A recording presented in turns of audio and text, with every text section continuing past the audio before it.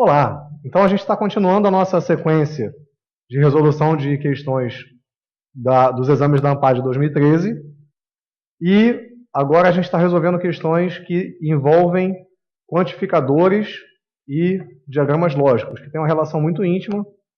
Quando a gente fala existe algum, não existe nenhum, tem a ideia de a gente fazer os conjuntos, fazer diagramas lógicos, tá bom? Então, a nossa sequência agora, ou na nossa sequência, a gente vai começar resolvendo o exame, a questão número 4 do exame de setembro da ANPAD. É uma questão que assusta, né? Quando você olha o enunciado, ela já é feia. Eu sou professor de raciocínio lógico, mas eu acho esse troço feio. Como está escrito, né? Não que a lógica seja feia, pelo contrário. Mas a forma como isso fica escrito assusta. Então, aí, o principal é você conseguir manter a sua tranquilidade e conseguir entender o que está acontecendo. Tá bom? A questão pede o seguinte: a negação de para todo x existe um y tal que p de x e não q de y. Como é que eu faço essa negação? A primeira coisa, gente, é a gente lembrar dos conceitos de negação de quantificadores. Tá? Então, aqui na questão a gente tem dois quantificadores. Tem o para todo e tem o existe.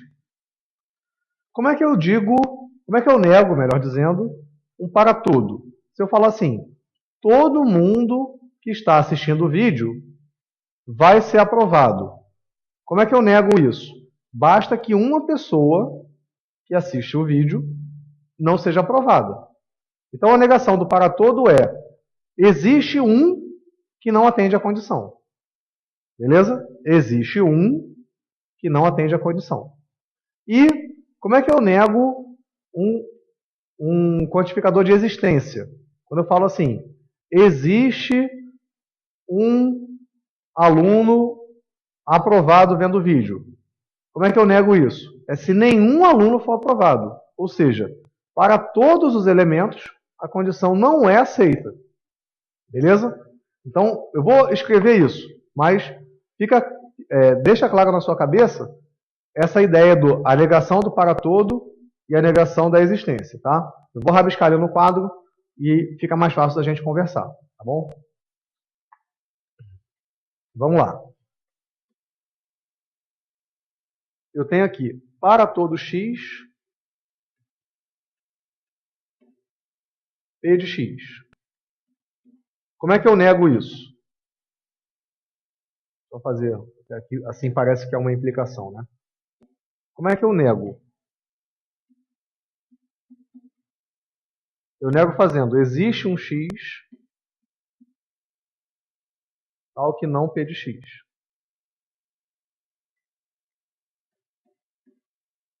Tá? Basta que exista um x tal que não p de x. E como é que eu nego a existência? Existe um x p de x. A negação é: para todo x, não p de x. Então, repara, nos dois casos, o que eu tenho que fazer é negar a condição.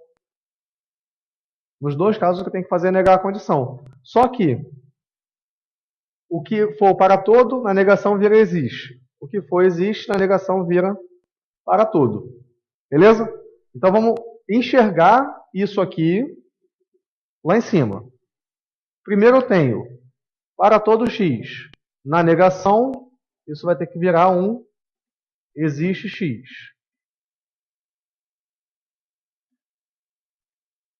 Existe um y. Na negação, esse cara tem que virar um para todo y. E agora a gente precisa negar a condição. O que é negar a condição? É negar isso aqui. Negar essa sentença. Como é que eu nego um p de x e não q de y? Preste atenção. Eu vou abrir um quadro novo mas não perde o que está aqui. Tá? Fica claro, fica atento no que eu estou escrevendo.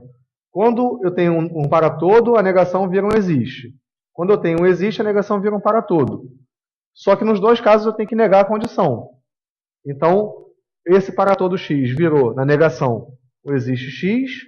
Esse existe y, na negação, virou para todo y, exatamente como está aqui. E agora a gente vai negar essa condição, que é p de x e não q de y. Então, vamos só escrever isso aqui no quadro novo. Vai ficar p de x e não q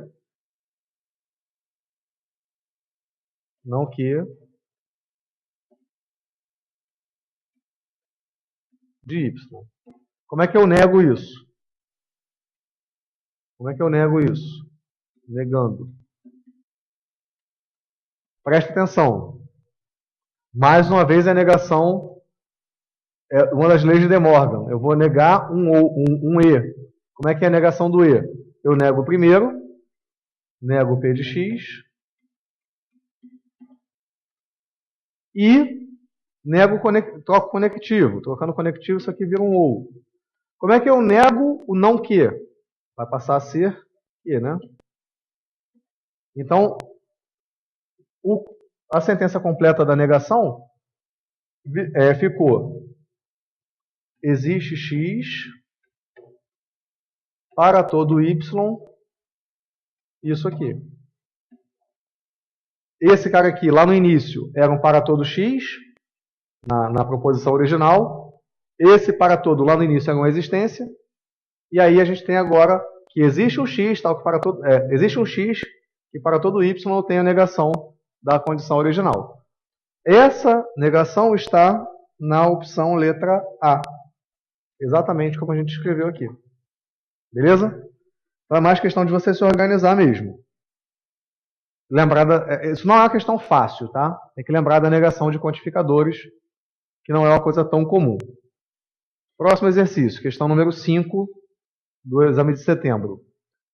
Para se negar, logicamente, a afirmação de que em uma sala há algum aluno com no mínimo 40 anos de idade, argumenta-se que você tem 5 opções. Mais uma vez eu preciso organizar a minha sentença para depois negar. Então a afirmação diz: há algum aluno com no mínimo 40.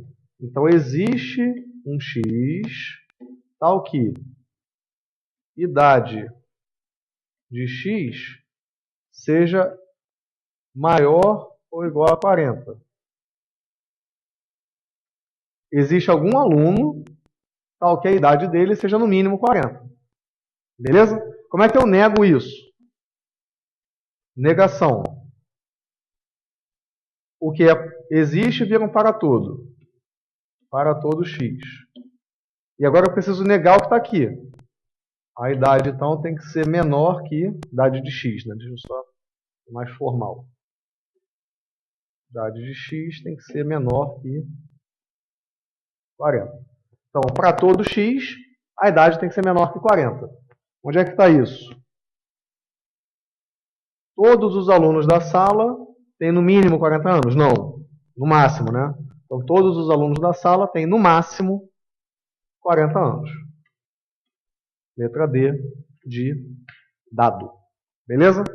Fica atento ao uso da negação de quantificadores. Mais uma vez, essa é a segunda questão na mesma prova.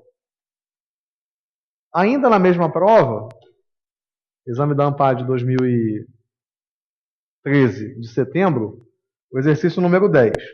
Disse que um conjunto A está contido em um conjunto B quando, para todo x pertencente a A, x pertence a B.